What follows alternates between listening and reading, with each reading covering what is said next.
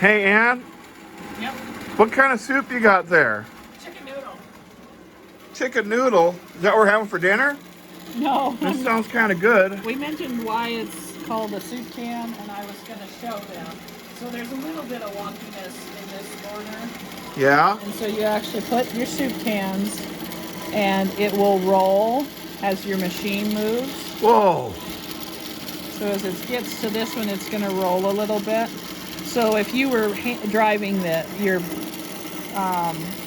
stitching freehand, you would use the soup can instead of your hands because the soup can move. And you would, grab and move this one a little closer, which I did it at a wrong time. See, it made a little bubble. So when you're doing your moving, you've got to be careful and watch and do it gently, not like I did there. So see, it's moving. Whoa. Now, do you have to use Campbell soup? No. You can use other brands. Yeah.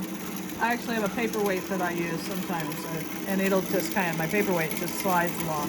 But soup cans, starch cans, anything that rolls works really well because you can just roll it along, and it will move out of the way of the long arm. Okay, what about a can of chili?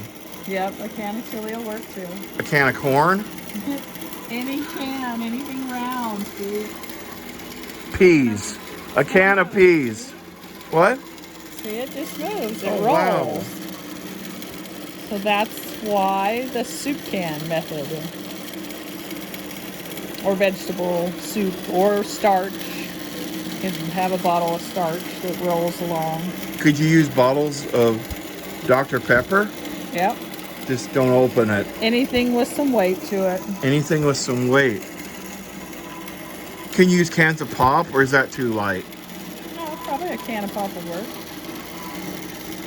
So like Mountain Dew? You're getting out of hand. Yes, anything. Okay. Well, this is amazing. I've kind of seen this before, Just a fun but little fact. not had a really detailed idea of the whole soup can thing. I figured it was a good opportunity to explain it. Right. Now you can't use like a can of Spam because that's shaped different. It's square, yeah. It's not going to roll out of the way for you. Right. Because usually this method, you're holding the handles and driving your machine, and it's still adding some weight for you. Right. So it's got to be a round can.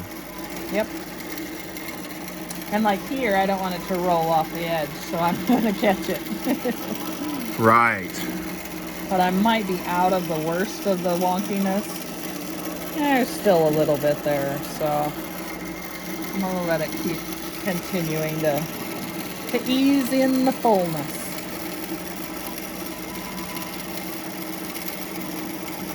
What about tomato soup? Yep. That's okay too, Pete. It doesn't matter. Okay. You just use a can, and it doesn't have to be a certain brand. We're not endorsing any brand. No. Just that's what I have in my cupboard.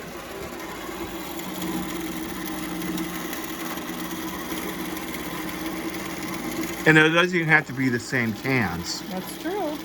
I mean, these are about a 4-pack. Yep. So you could actually do this with a 4-pack of cans. You could have 2 long arms going.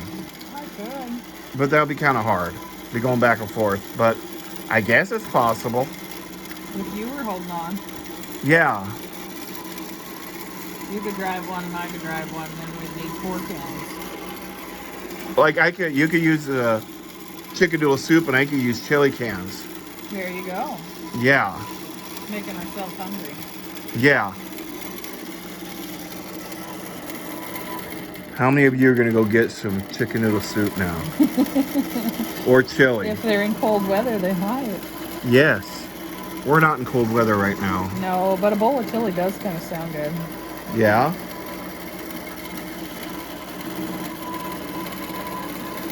Might be good. What about a box of macaroni and cheese? No. No? Okay. For one thing, it's too light, and it's square. Square. It might slide out of the way, but it also might cause problems. Okay. Well, that's Anne's tip for the day, using cans of soup. Talk to you later, everybody. Wave bye-bye, Anne.